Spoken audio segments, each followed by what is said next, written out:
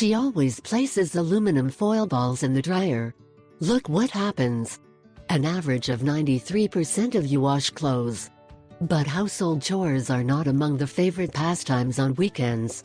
Today we show you a trick to make your clothes look like new. Take note.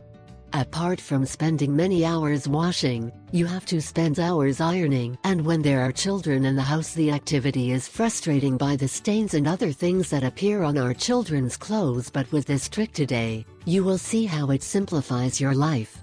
Our clothing may have or accumulate static electricity.